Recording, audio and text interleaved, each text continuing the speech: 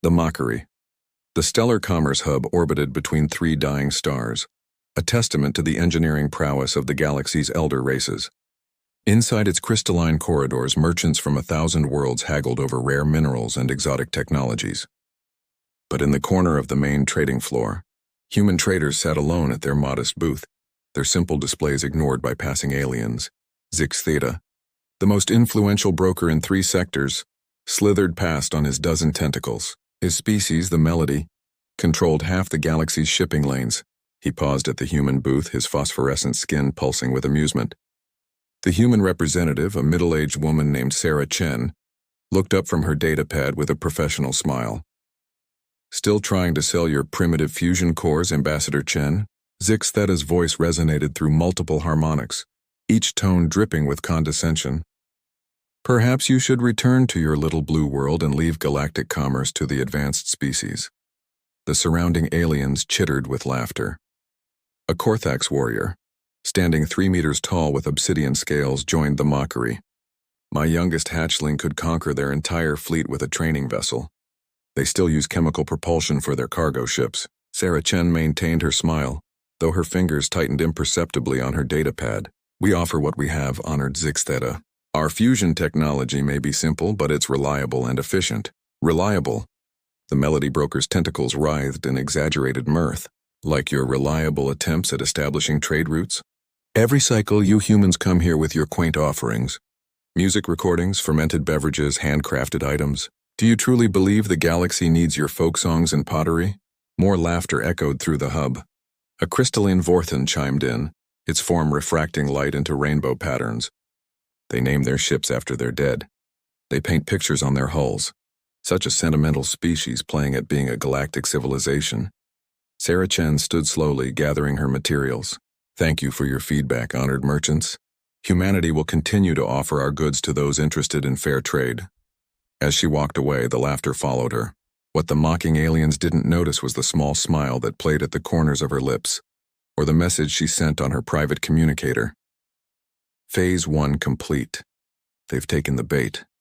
3 weeks later, the Korthax Empire made a decision that would change the galaxy forever. High Chancellor Krextor, tired of what he called humanity's presumptuous presence, declared an economic blockade of all human trade routes. The announcement was made with great fanfare in the Galactic Council chambers. "These humans," Krextor boomed, his scales rattling with authority, "need to learn their place in the cosmic order. They sprawl across their little corner of space, claiming borders they cannot defend, pretending to be equals to empires that conquered stars when they were still dwelling in caves. No more. The Korthax Empire will teach them humility." The council chamber erupted in mixture of approval and nervous silence. Some species remembered old treaties, ancient warnings about interfering with emerging civilizations. But the Korthax were powerful, controlling vast military forces and crucial hyperspace lanes. Few dared oppose them openly. The blockade began immediately. Korthax fleet commanders were given simple orders: intercept any vessel attempting to cross into or out of human space, turn them back, and if they resisted, disable them.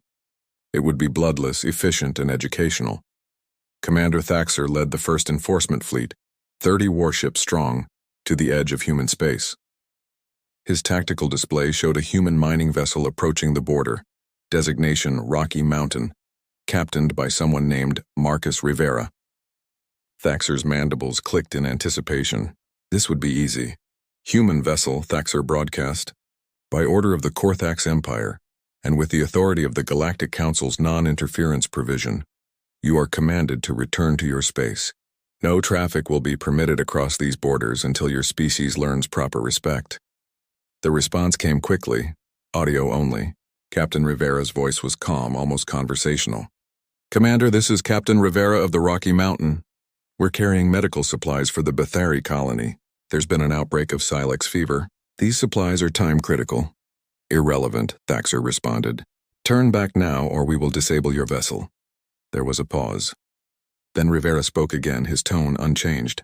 "Commander, I need you to understand something. You're not at our border. You're already inside it." Thaxer checked his navigation display and laughed. "Human, you seem confused. We are precisely 3 light minutes outside your recognized territorial boundary." "No," Rivera replied softly. You're not. You crossed our real border the moment you decided to threaten us. Now you're in our space. And in our space, we make the rules. Before Thaxter could respond with mockery, his tactical officer shrieked, "Commander!" The stars? The stars are wrong. Thaxter looked at his navigation display and felt his scales turn cold. The stellar positions had shifted. Not dramatically, but enough to throw off every calculation. The hyperspace lanes they'd mapped to this location no longer aligned. It was as if space itself had been subtly reorganized. What trickery is this? Thaxter roared into the communicator. Rivera's voice remained maddeningly calm. No tricks, Commander. Just the reality of Terran space. You see, every species builds borders with fleets and stations. We built ours into the fabric of space-time itself. You can leave now the same way you came in, but if you proceed with hostile intent, if you try to harm any human vessel or prevent our trade, you'll find that space here doesn't behave the way you expect it to. Thaxter, driven by pride and fury, ordered his fleet forward. All ships, combat formation. Disable that mining vessel. The Korthax fleet surged toward the rocky mountain. Their weapons powered up, targeting systems locked on. They fired. The energy beams lanced out through space, deadly and precise. They should have struck the human vessel within seconds. They never arrived. The beams seemed to stretch, elongate, and then loop back on themselves. Space between the Korthax fleet and the human ship had become elastic, distance becoming meaningless. The mining vessel sat there, unchanging, unreachable, even though sensors said it was only kilometers away. "Fire everything," Thaxter commanded, panic creeping into his voice. Missiles, plasma rounds, kinetic projectiles all launched at once. They flew straight and true and then began to slow, not from any force or shield, but as if the space they traveled through was becoming infinitely longer. The weapons crawled forward, centimeter by centimeter, never reaching their target. Then the really strange things began to happen. Crew members reported that corridors in their ships were becoming longer. A walk from bridge to engineering that should take minutes now took hours. Food supplies remained visible but unreachable, sitting in galleys that had somehow become kilometers long while still fitting inside the ship. "Commander," his science officer whispered, "the humans, they're not using technology. They're using something else. The space around us, it's been altered at a quantum level. They've made distance subjective to intent. Hostile intent creates infinite distance. We can't reach them because space itself won't let us." Within hours, the Korthax fleet was in full retreat, but even leaving proved difficult. The path back seemed to stretch and contract randomly. Some ships took days to travel what should have been minutes. Others found themselves arriving at their starting point before they'd left, causing temporal paradoxes that left crew members disoriented and terrified. When the fleet finally stumbled back into normal space, half the crews required psychological treatment. Commander Thaxter's report was classified immediately, but rumors spread like wildfire through the galaxy's military networks. The humans had done something impossible. They hadn't fought the Korthax fleet. They hadn't even properly defended against them. They had simply made the rules of physics themselves into a weapon. The reckoning Admiral Vextor of the Galactic Investigation Division had seen many strange things in his centuries of service, but the reports from the Terran border defied all logic. 3 more fleets had attempted to enforce the blockade. None had succeeded. Each reported similar experiences: space that wouldn't behave, distance that became meaningless, and the terrifying sensation of being trapped in an area where the laws of physics followed different rules. He assembled a team of the galaxy's finest scientists and set out to investigate personally. His flagship, the Revelation, approached human space with every sensor active, every recording device running. He would solve this mystery and prove that humanity was using some form of hidden technology, not the impossible quantum manipulation that the report suggested. As they neared the border, Vextor received a communication from Earth itself. The image that appeared on his screen showed Ambassador Sarah Chen, the same woman who had been mocked at the Stellar Commerce Hub just months ago.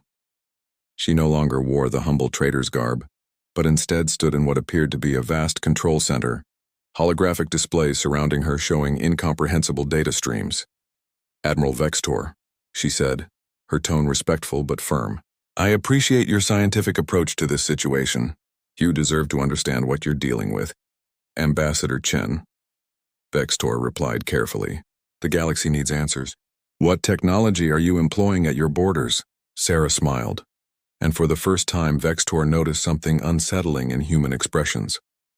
They could convey multiple emotions simultaneously, something most species couldn't do. Her smile was kind, sad, and somehow threatening all at once.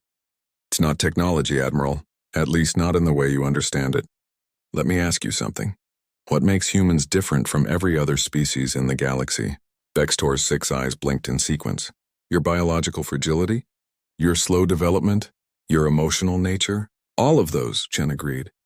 But more importantly, we're the only species that evolved on a world where quantum mechanics and classical physics intersect at a macro level. Earth sits at a unique point in space-time, a natural anomaly that shouldn't exist. For millions of years, life on our planet adapted to this impossible environment.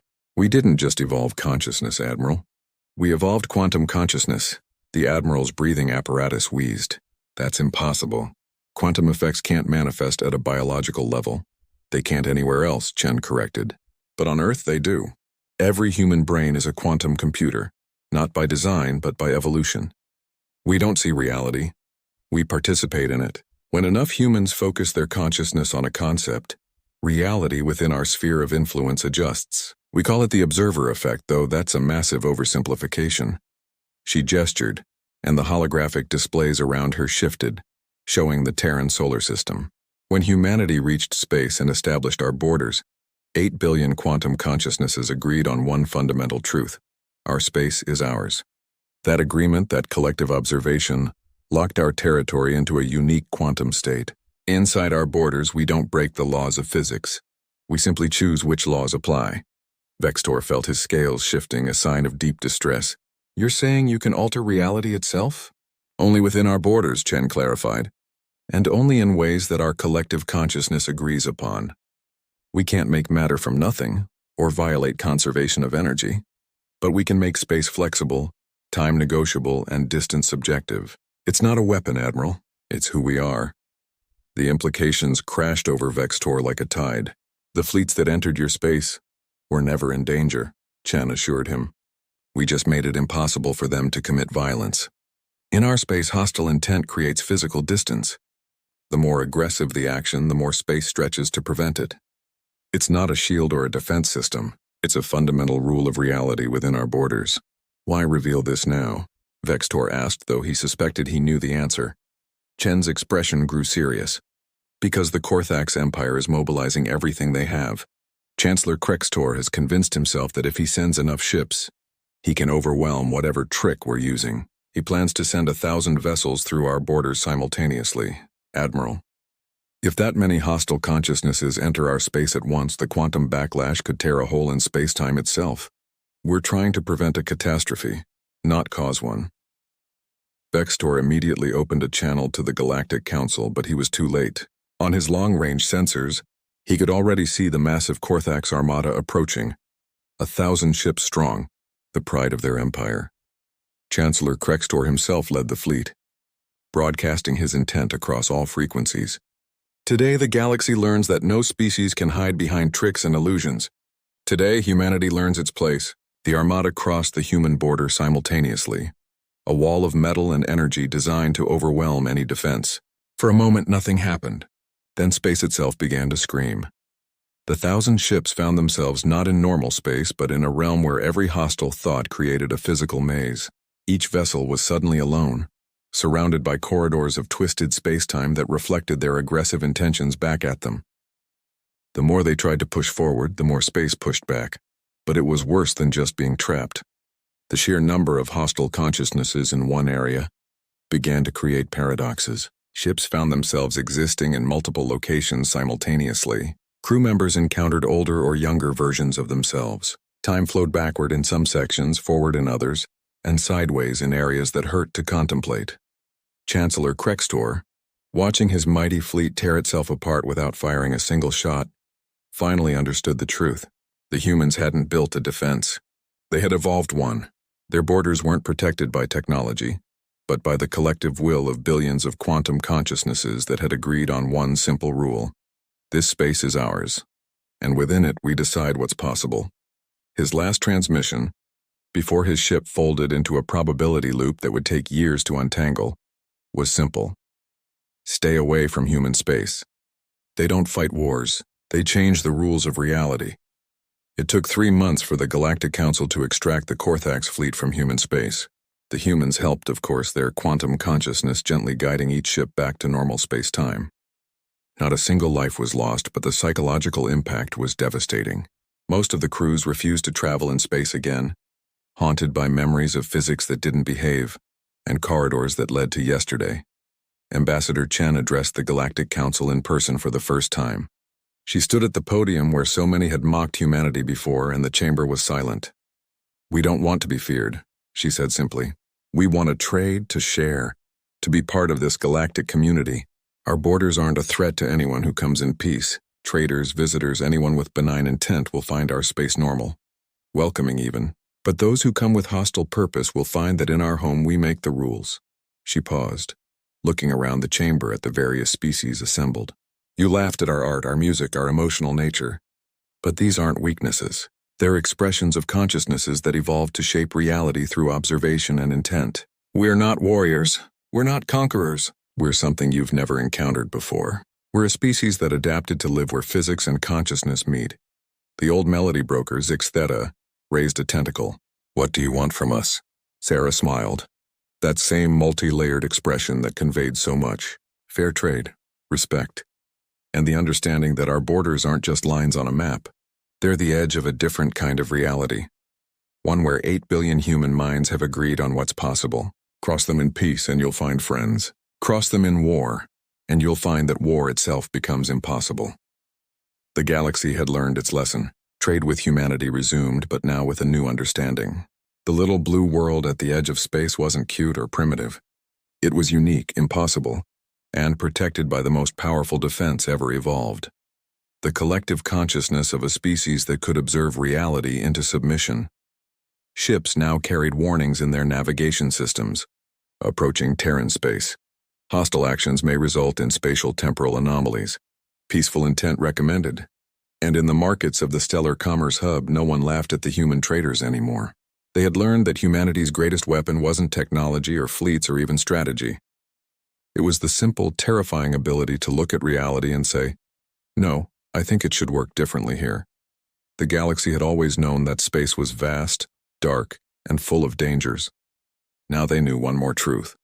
In human space, the humans made the rules. And the rules were whatever 8 billion quantum consciousnesses agreed they should be. That was why crossing Terran borders with hostile intent wasn't just impossible. It was literally, physically, fundamentally against the laws of reality itself, at least the laws as humans observed them to be. And in their space, their observation was all that mattered.